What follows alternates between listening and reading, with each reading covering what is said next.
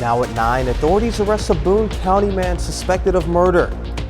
Plus, investigations began at the Choctaw County Jail after an inmate was found dead. And a local group of musicians hosted a flute circle in Joplin this evening. The 4 states' most watched news starts now. Boone County deputies arrested a 23-year-old for allegedly killing a 52-year-old in Hartsburg, Missouri. This is KOAM News at 9. I'm Jalen Banks. Around 8 p.m. on September 2nd, Boone County Communications received a 911 call regarding an unconscious man in the 1800 block of South Old Route A. Police say the victim had apparent injuries indicative of an assault and homicide. According to the media release, officers quickly located a 23-year-old suspect and made an arrest at a nearby residence.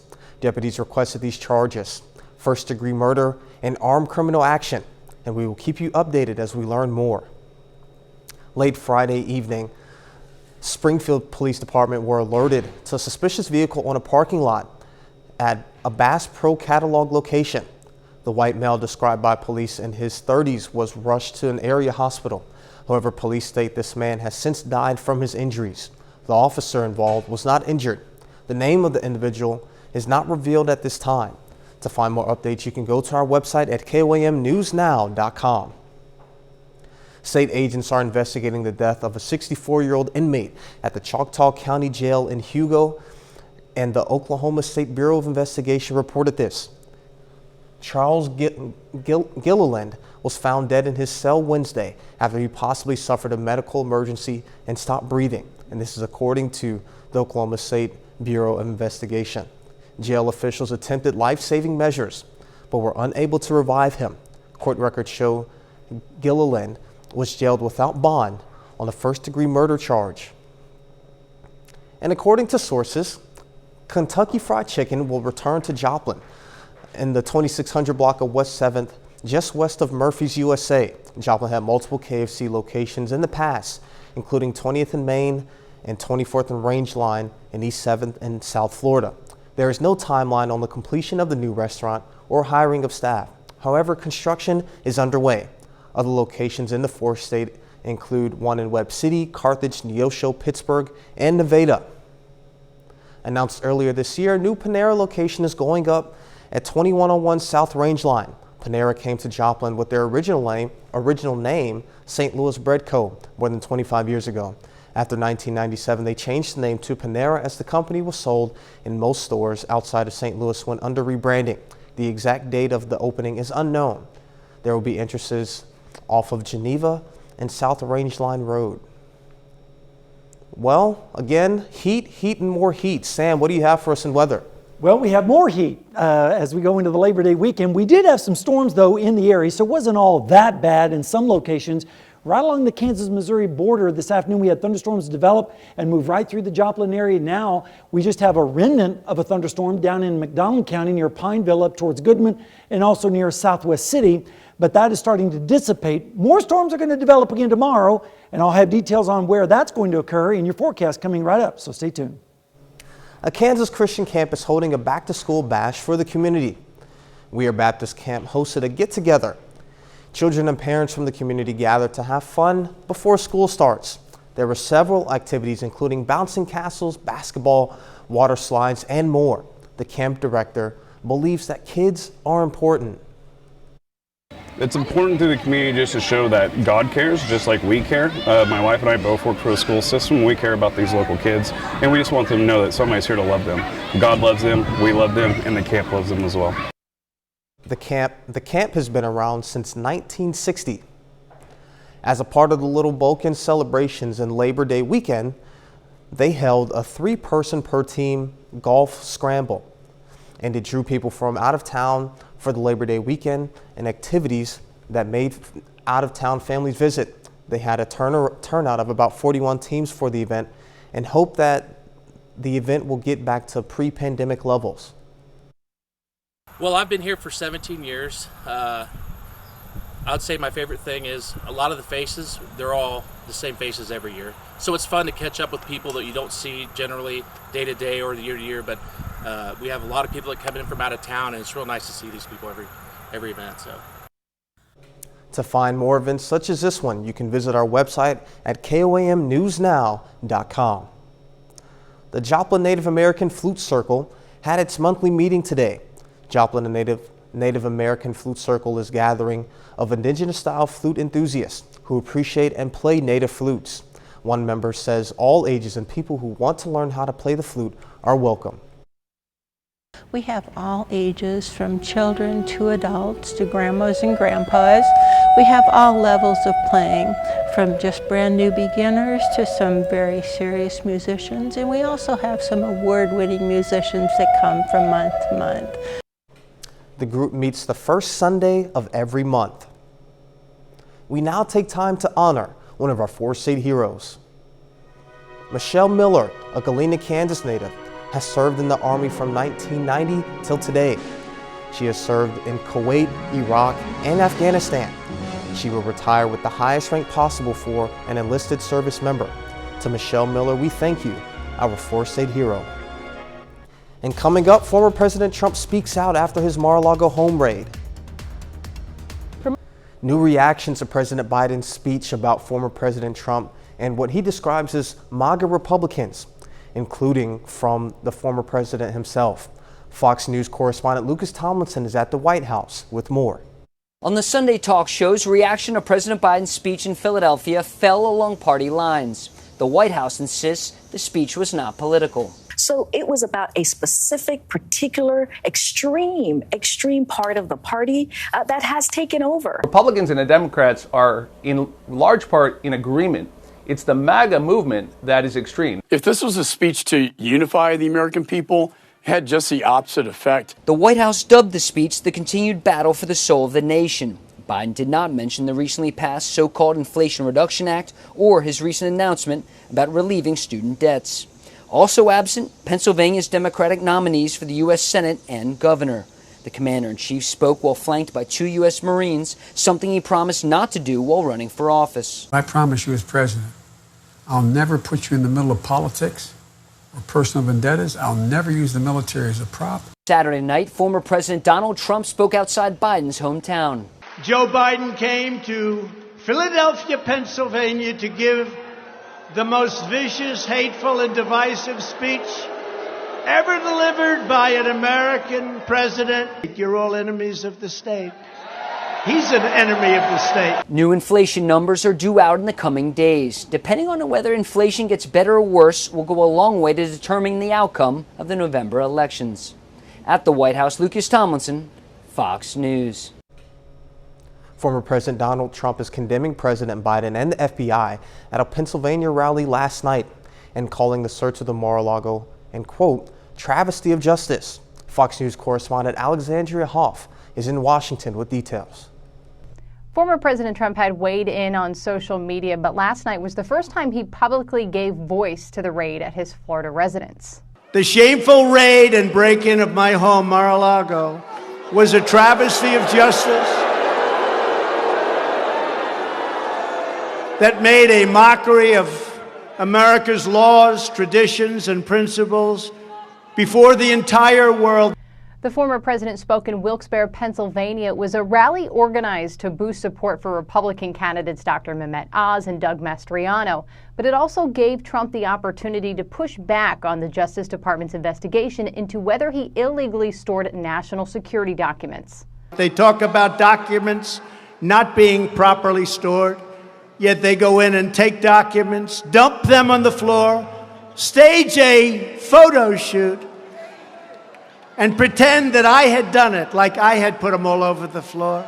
Judge Eileen Cannon is currently weighing whether to appoint a special master to review the documents seized. She previously signaled her intention to grant the Trump legal team's request. They want the third-party attorney to see if anything taken violated executive privilege. Trump's former Attorney General Bill Barr weighed in on America Reports on Friday. Even if they're classified, even if they're subject to executive privilege, they still belong to the government. At this stage, since they've already gone through the documents, I think it's a waste of time. The Justice Department agrees, arguing that if a special master is appointed, it will delay their investigation. In Washington, Alexandria Hoff, Fox News. Sam Lane will join us with a look at the forecast next. And also, the National Guard takes action as the Mississippi water crisis continues.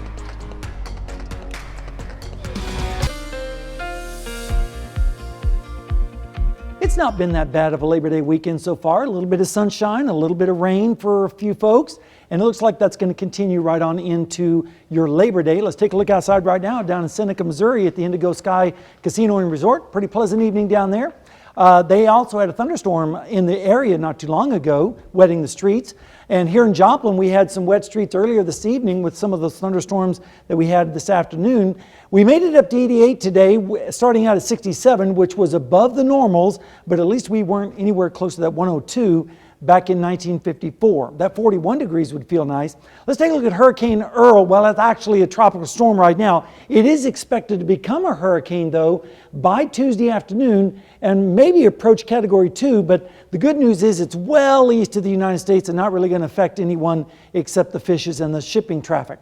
All right, let's take a look at the rainfall amounts today. You can see where it has rained a little bit just south and west of Columbus, also north and east of Pittsburgh, and also in the Joplin area extending down into just west of Neosho. Right now on radar we have a live picture here showing some showers near Goodman down to Pineville, and then also another one near Southwest City extending across the state line into Arkansas down towards our friends in Gravette. But that is about it. There's one other shower up near Erie, but that has now dissipated as well. Temperatures right now are in the 70s for the most part, 72 in Lamar, 80 though over in Chanute for one of the warmer readings, and 77 degrees down in Grove. The dew points, they're in the 60s, mid to upper 60s, and even some 70s thrown in, like at Webb City with 70 right now. So on the dew point tracker, that means it's muggy out there and also sticky. Hopefully we'll start to see those dew points go down a little bit as we go through the week and dry things out just a little bit. Your allergies, they were horrible today. 11 out of 12 on the scale, and most of that was ragweed. And tomorrow we're going to get a little bit of improvement down to 10.6, but still, that's pretty bad. All right, let's take a look at the currently right now in Joplin, we're sitting at 73. It feels like 73. The dew point is 70. Notice the humidity is at 90%. So where it did rain today, wouldn't be surprised to see some fog develop by tomorrow morning. Your forecast for tonight into tomorrow morning, we're going to see lows in the mid 60s, pretty much wall to wall. 67 in Welch, 67 in Lamar, even here in Joplin as well. Then as we go through the day, we're going to see temperatures rising into the upper 80s to right around 90 degrees, especially in the western sections where they probably will hit 90 at Eureka and Sedan. A little bit cooler off to the east in Stockton with 84 and Greenfield. Then as we go through Tuesday morning, we're going to see partly cloudy skies with lows in the mid to upper 60s once again across our area. Then Tuesday afternoon, it gets a little bit warmer because the rain chances are going to start to shift more away from us. So we'll see temperatures in the upper 80s to right around 90 degrees. Parsons could make up to 92 on your Tuesday afternoon. Then as we go through Wednesday morning, we're going to see lows once again in the mid 60s across our area with light northeasterly winds. All right, your 7-day forecast looks like this. 88 tomorrow with a 20% chance of storms, mainly down to the south. And then we start to dry out as we move through the week. But look at there, Jalen. Next weekend, we could actually have a small taste of fall with a high of only 81 degrees and a low of 60. And look at that, 59 on Monday morning. So not too bad of a forecast. Yeah, for my pumpkin spice latte lovers, it certainly sounds like a good time for them. Absolutely. But even though today was warmer, I was outside a few times. I didn't break a sweat. Yeah, it was a little bit better today with the clouds. So another sign of that fall weather starting to roll in just a little bit. I'm excited. All right, thank you, Sam. And later, video surveillance is released of who the authorities believe is Eliza Fletcher's abductor. More reveal. Residents in Jackson, Mississippi are still without clean drinking water. The federal government is stepping in to try and get the problem fixed, but it could still be a long road ahead for the state capital that has had an off and on issues with water supply for years. Fox News correspondent Alexis Adams has more with the story. It's still too early to say when a water treatment plant in Mississippi will be back open and running. That's according to the director of FEMA, who says the agency is doing everything it can to work on a permanent solution. This is not okay for the residents of Jackson, Mississippi. And so our focus needs to be on what is it that we need to do today and in the coming days to make sure that, one, we get safe drinking water back, but that we make sure that this does not happen again. On Saturday, officials said that most customers should have water pressure restored, but it's unclear when that water will be drinkable. The National Guard now on the ground helping to hand out clean water to residents. 2.8 million bottles of water was given on Thursday. And this is something that we know as a federal government how to do, how to help the people who are in need.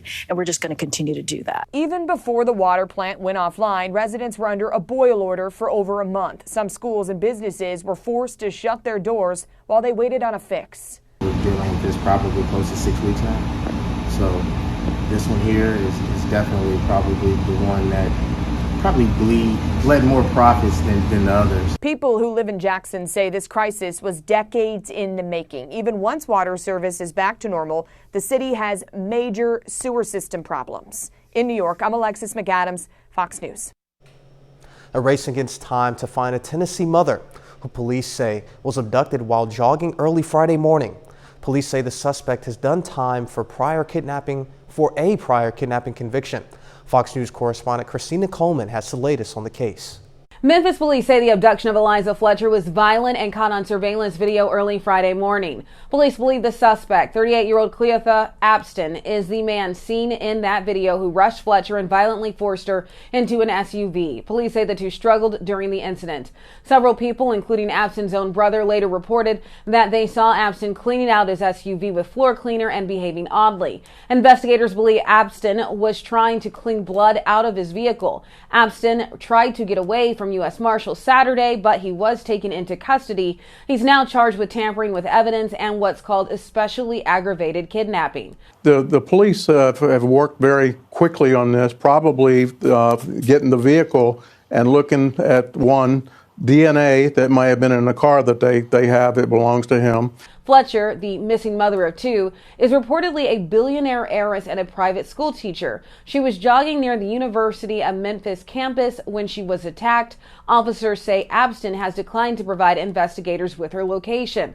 This could be a predatory attack where one person's driving down the street, or it could be something that was planned and thought out. There are people who are predators who pry on people when they think they have an opportunity to take somebody that they feel is weaker than they are.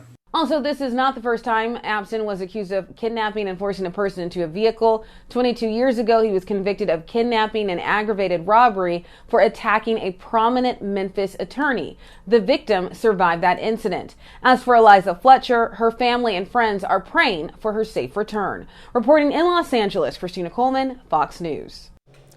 Next, how a J.R. Tolkien-based show is breaking records for Amazon Prime. Amazon paid big bucks for its Lord of the Rings prequel series, and the investment seems to be paying off. 25 million people worldwide streamed the new series, The Rings of Power, on the day it was released, according to Amazon. That makes it Prime Video's biggest premiere ever. The Wall Street Journal reports production costs range between $715 million and $1 billion. The first 2 episodes are out now, with the full 8 to be released weekly through October 14th. Today is the best chance to take action and protect the furry members of our environment. It's National Wildlife Day. The date is to spread awareness about the endangered fauna around and now, and we keep and preserve and save them. Zoos, aviaries, and other institutions are a great way to learn about the necessities and of species at risk and conservation efforts taking place. You can get more involved applying the advice of environmentalists and habitats around you. Let others know about the day too and what they can do to help. Share photos on social media of the wildlife in your neighborhood using the hashtag National Wildlife Day. And that's it for our first 30 minutes of your KOAM News at 9. We'll be right back with more after this.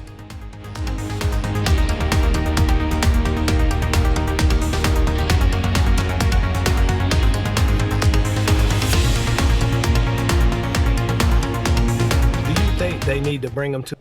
Now at 9, the NASA Artemis launch gets delayed for a 3rd time. Plus, gas prices continue to fall during Labor Day weekend for holiday travelers.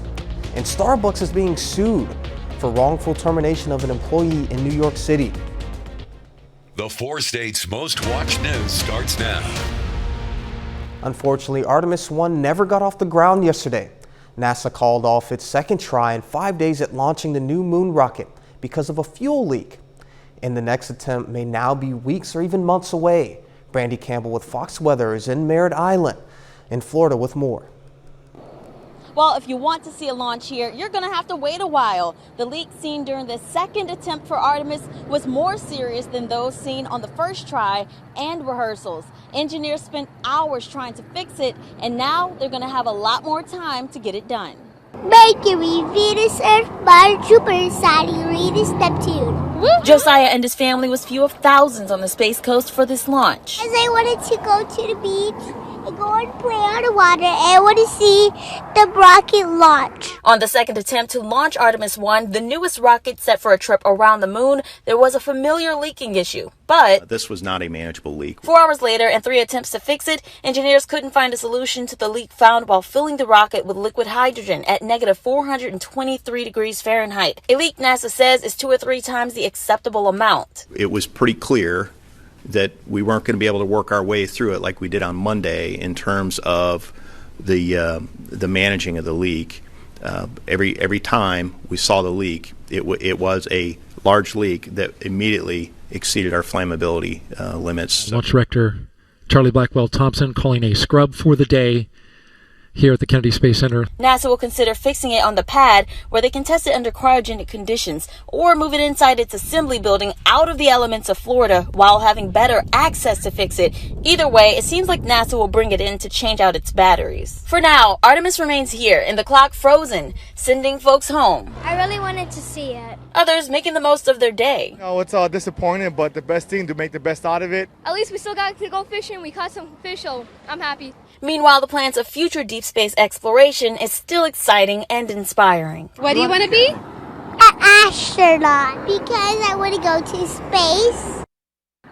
Now, NASA says it's a little too early to tell what the cause is and that they are leaning towards replacing parts to fix that leak. However, it doesn't give them enough time to lift off before this launch period ends on Tuesday. So they'll likely launch in the next one, which starts October 17th going through the 31st.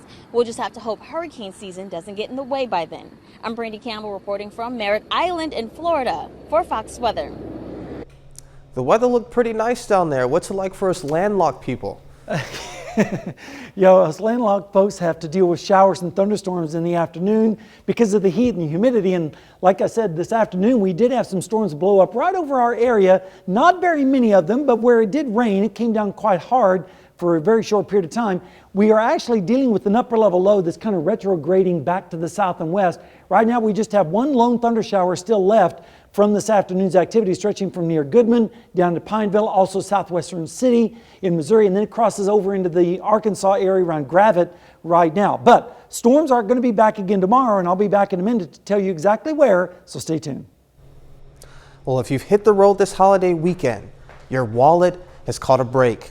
Gas prices are still on the downward trend as global oil prices continue to fall. The average price nationally is now at its lowest level since March, at $3.81 per gallon.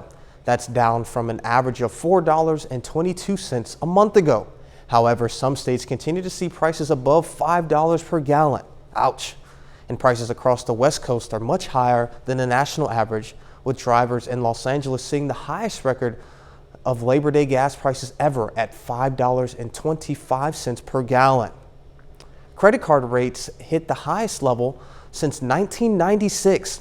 According to a recent survey by Bankrate.com, the average credit card rate hit a record high of 17.96%. That rate is up 3.5% from roughly a month ago. Experts say that most credit card holders are currently facing rates that are 225 points higher than they were 6 months ago. The Fed approved two back-to-back 75 basis point increases in June and July, and officials expect another interest rate hike is likely to occur later on this month. New York City is suing Starbucks for allegedly wrongfully terminating a barista and union organizer.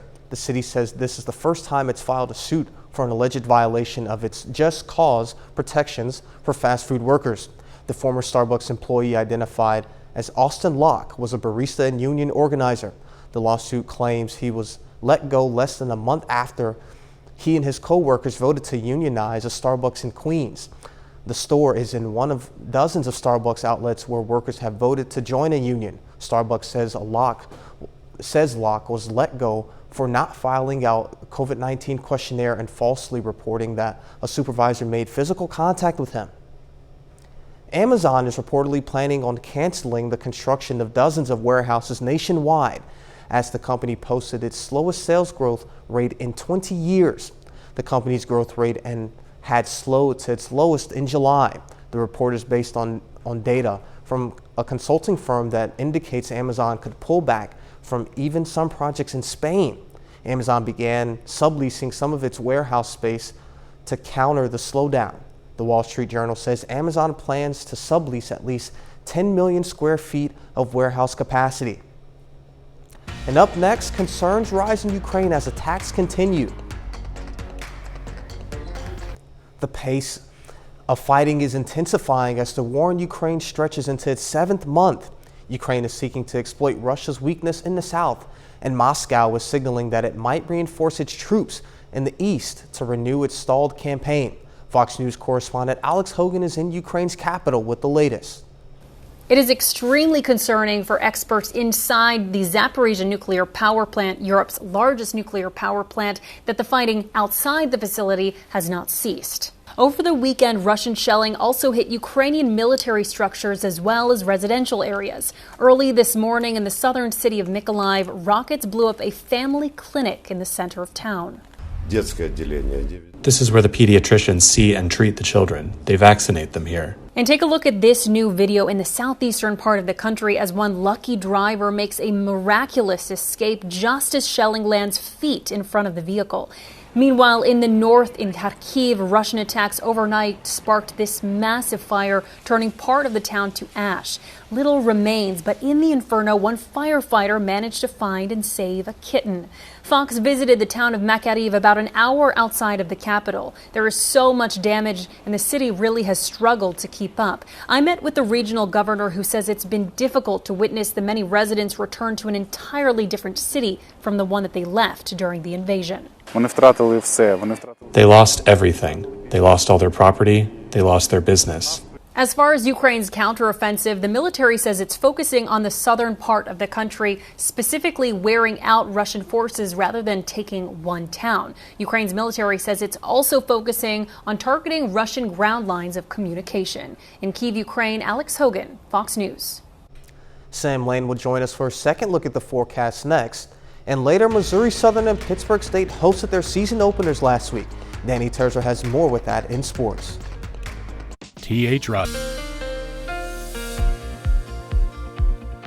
Well, we're past the halfway mark on the long holiday weekend, and it's been not too bad across the area. It could be worse. Temperatures near 100 degrees, so we've at least avoided that. But we've also had some scattered showers and thunderstorms across the area. Right now, on the Indigo Sky Casino and Resort down in Seneca, looks like a pretty nice evening down that way. They did have some rain earlier today as well. Also here in Joplin on the range line cam, you can see that it is dried off just a little bit. We made it up to 88 today, starting out at 67. The normals are 86 and 64, so we were above normal, but the rain helped out with that a little bit, and the records are 102 and 41. Wanted to talk about Earl real quick. Earl is going to be out in the Atlantic Ocean and is almost making a northerly track, is expected to become a hurricane by Tuesday afternoon, but really not causing a lot of problems except for shipping interests out in the Atlantic. So we'll keep an eye on that. All right, rainfall this afternoon. You can see it was very spotty and scattered across the area. A lot of places didn't see a drop, but here in Joplin we did pick up a little bit. Also down in western Neosho area, they had some rain as well. Now we have a thunderstorm down in McDonald County, straddling the border there between Missouri and Arkansas and Oklahoma, near Southwest City, extending down towards Gravette, putting down a little bit of rain and also a little bit of lightning and thunder, just a tad. All right, let's take a look at the drought tracker. You can see that we're still in extreme drought across southeastern Kansas and a large part of our area, including northern Oklahoma. There has been some improvement, but we'd like to see more improvement with more scattered showers and storms. But right now, it looks like it's going to be dry for a little bit longer. Temperatures right now are in the mid-70s across the area, 78 in Welch, 74 in Nowata, 72 in Fort Scott, and 73 over there in Carthage. Your allergies, they were bad today, very bad. 11 out of 12 on the scale. And tomorrow is going to be a little bit better at 10.6, but most of that is ragweed. So if you have an allergy to ragweed, that's what's going on. Temperature right now is 73. It feels like 73. The dew point is 70, so the humidity is high at 90%. And where it did rain today, be aware that there could be some patchy fog develop later on tonight and in the morning hours. Speaking of tomorrow morning, temperatures in the mid-60s across the area, 67 in Neosho, Pineville, Joplin, pretty popular number. Then tomorrow afternoon, partly cloudy skies with scattered storms again, but mainly down to the south tomorrow, I think, with around 86 here in Joplin, approaching 90 out towards the west. And then as we go through Monday night into Tuesday morning, once again, lows in the mid-60s across the area, easterly winds.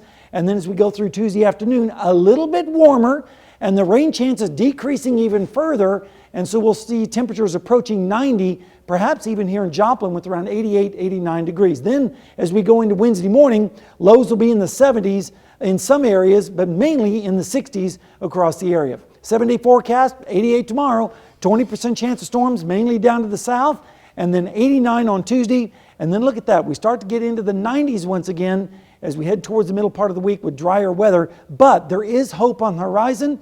We may actually have a taste of fall by late next weekend. Yeah, with the hot summer we've had, instead of rain, rain, go away. Rain, come our way. That's exactly, please. Come our way, yes. But yeah, I mean, nice weather for the Labor Day weekend. Yeah, Happy absolutely. to see that for us. All right, thank you, No Sam. problem. And coming up in sports, we'll hear from Pitt State head coach Brian Wright on his team season opening win over Central Missouri. Plus, the Royals aim to take the series from the Tigers. Danny Tozer has that and more next. Dolly Parton. Pittsburgh State hosted Central Missouri for their first game of the season on Thursday. The Gorillas got the win at home in front of their home crowd, 21-10. Pitt State's passing game was sharp. Quarterback Chad Dodson threw for 387 yards and 3 touchdowns. 2 of those were 50-plus yard plays, but it took until the second quarter for the Gorillas to get going. Head coach Brian Wright hopes to make some adjustments ahead of their next game on Saturday against a tough Nebraska Kearney team. Whatever could go wrong at times felt like it did sometimes on the offensive side with, the turnovers and just missing some guys, up front, and things that were happening out there seemed to be uncharacteristic of us. Couldn't generate a lot of consistent offense. That was disappointing, but the big plays there early on made up for that. I think there's a lot to get better at for sure. The Missouri Southern Lions fought hard against 14th ranked team in the country. Southern fell to Nebraska Kearney 24-7 in their season opener on Thursday. The defense looked pretty good. They held the Lopers and their star quarterback to just 17 points. Dylan Bolden had his first pick of the season, which led to the Lions' sole touchdown. Richard Jordan Jr. led the team with 16 tackles. But the Lions just couldn't move the ball downfield. They had less than 200 total yards in the game. Here's head coach Atiba Bradley on Southern's offensive struggles. Untimely mistakes, man. When you're playing a top-ranked team, we don't have to be perfect. We don't have to be superhero, but we've got to operate at a high efficiency, and we did not do that. Too many drops, too many missed throws. Our pass pro wasn't what it needed to be, and so all things that we can get corrected. There were some fundamentals that were lacking, and we will get it fixed. The St. Louis Cardinals have won 6 of their last 7 games, heading into today's series finale against the Chicago Cubs. Cards going for the sweep, scoreless in the 4th. Ground ball up the middle. Tommy Edman lays out to get the out at first. Next inning, Miles Michaelis in command, gets a few strikeouts here. He goes 8 innings, allowing 2 hits, no runs. To the 8th, still tied at 0, Albert Pujols comes in to pinch hit, does his thing, 2-run home run. That's 695 of his career, now 1 behind A-Rod for 4th most all time. Wow, and look at Busch Stadium just erupt behind him. All right, last chance for the Cubs here. Tommy Edman, though, turns the double play. And that's the ball game. And a little Gatorade shower for Pujols, 2-0 the final. Kansas City aims for back-to-back wins against Detroit. Royals up 2-0 here in the fourth. Harold Castro goes deep for a game-tying 2-run home run. Next inning, Tigers at bat. Ball takes a weird bounce off the mound. Bobby Witt Jr. makes the grab, slings it to first for the out. What a play. To the eighth now, MJ Melendez lines it to left for a double. Nicky Lopez races for home to score the go-ahead run, but he's tagged out, still tied at 2. Same inning here, another chance for the Royals. Witt slips it through the left side. Melendez scores and the Royals hang on to win 3-2. That's it for sports. We'll be right back. Former President Barack Obama just added another accolade to his resume, Emmy winner. At Creative Arts Emmy Awards on Saturday, Obama won for Outstanding Narrator. He lent his voice to the Netflix documentary, Our Great National Parks. His production company, Higher Ground, actually created the 5-part series that focuses on U.S. national parks and wildlife around the world. Obama joins Elite Company, and he is the second former president to win an Emmy. And he's now halfway to becoming an EGOT winner. He just needs to add an Academy Award and a Tony Award to his accomplishments. He's won 2 Grammys for the audio versions of his memoirs. Man, an EGOT winner, that'd be awesome. That would be, yeah. But let's take a look at the forecast. We have scattered showers again tomorrow, but they're mainly going to be down to the south. Then it turns dry for the rest of the week. And then as we go towards next weekend, look at that, maybe a taste of fall. Okay. We're still going to talk about that a little bit, but there's a possibility. Okay. Pumpkin spice weather. Well, that's our time for now. Thank you for tuning in and making us part of your night. We hope you have a great one.